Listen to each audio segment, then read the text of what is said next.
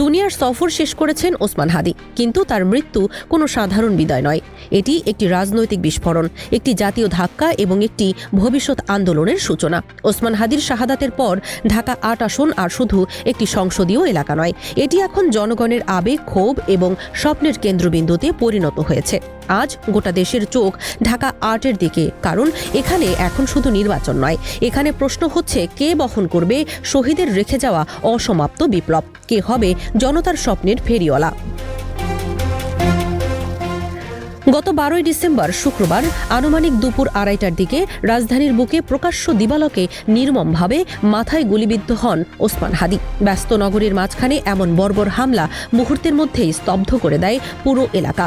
রক্তাক্ত অবস্থায় অচেতন হয়ে পড়া ওসমান হাদিকে দ্রুত প্রথমে ঢাকা মেডিকেল কলেজ হাসপাতালে নেওয়া হয়, যেখানে শুরু হয় প্রাণ বাঁচানোর আপ্রাণ চেষ্টা। পরে উন্নত চিকিৎসার আশায় তাকে সিঙ্গাপুরে পাঠানো হলেও শেষ পর্যন্ত সব চেষ্টা ব্যর্থ করে দিয়ে মৃত্যুর কাছে হার মানেন তিনি।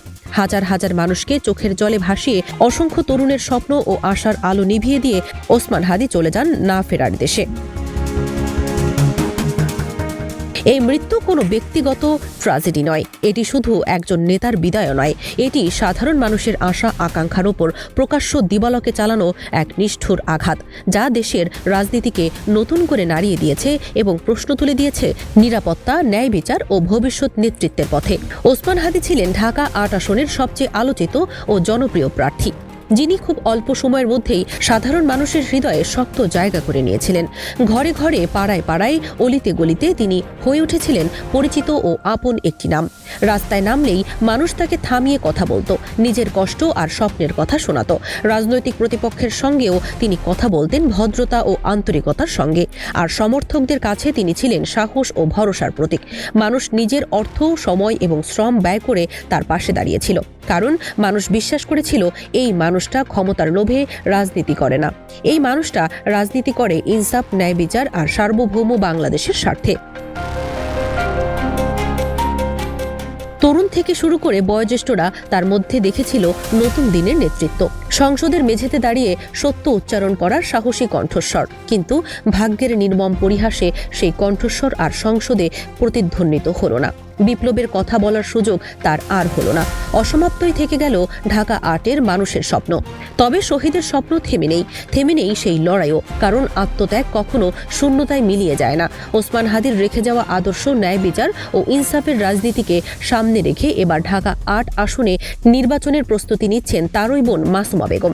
তিনি কেবল শহীদের বোন হিসেবে আবির্ভূত কোনো আবেগঘন নাম নন, তিনি একজন রাজনৈতিকভাবে সচেতন, বাস্তবতা বোঝা এবং দৃঢ়চেতা নারী, যিনি পরিস্থিতির গুরুত্ব অনুধাবন করেই সামনে আসছেন। হাদির শাহাদাতের পর সাংবাদিকদের সামনে অল্প সময়ের জন্য দেওয়া তার বক্তব্যই স্পষ্ট হয়ে উঠেছে রাজনৈতিক প্রজ্ঞা, আত্মবিশ্বাস এবং দৃঢ় অবস্থানের ইঙ্গিত, যা অনেককেই নতুন করে ভাবতে বাধ্য করেছে।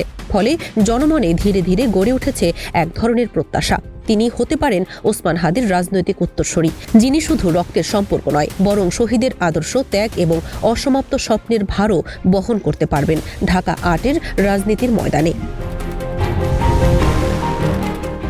অন্যদিকে দীর্ঘদিন ধরেই গুঞ্জন উঠছিল ঢাকা ৮ আসনের প্রার্থী হবে ডাকসুর ভিপি সাদিক কায়েম।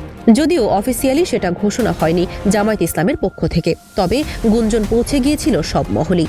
এমনকি শহীদ ওসমান হাদি ফেসবুকে পোস্ট করে তাকে আহ্বান জানিয়েছিলেন, সাদিক কায়েম আমার ভাই, তিনি ঢাকা ৮-এ নির্বাচন করলে আমার ইলেকশন জার্নিটা আরও দারুণ হয়ে উঠবে ইনশাল্লাহ। জুলাই জজবার ২ প্রাণ একই আসনে প্রতিদ্বন্দ্বিতা করব। সাদিকের জন্য অনেক দোয়া। দেশপ্রেমিক জনতার জোয়ারি ওসমান হাদির কর্মী। সার্বভৌম বাংলাদেশের নিঃস্বার্থ ভালোবাসা ও দোয়াই আমার শক্তি। ঢাকা ৮-এর সমগ্র ময়দানেই দলহীন হাদির দল। ইনসাফ জিন্দাবাদ, ইনকিলাব জিন্দাবাদ, এবং রাজনৈতিক সমীকরণ বদলে দিচ্ছে।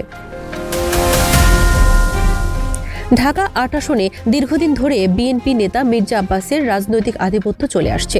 বছরের পর বছর ধরে এই আসনটি তার শক্ত ঘাঁটি হিসেবে পরিচিত।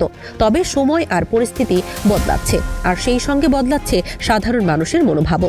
রাজপথের আলোচনায়, চায়ের দোকানের আড্ডায়, সামাজিক যোগাযোগ মাধ্যমে এখন নতুন করে একটি প্রশ্ন ঘুরপাক খাচ্ছে, এই আসনে কি এবার ভাঙবে পুরনো সমীকরণ?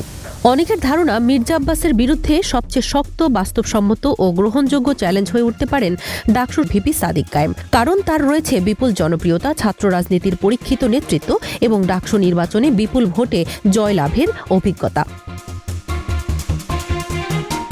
শুধু জনপ্রিয়তাই নয়, মাঠ পর্যায়ে রাজনীতি করার বাস্তব দক্ষতা, সাধারণ মানুষের সঙ্গে সরাসরি সংযোগ এবং সাংগঠনিক কর্মকাণ্ডে সক্রিয় উপস্থিতি তাকে অন্যদের থেকে আলাদা করে তুলেছে।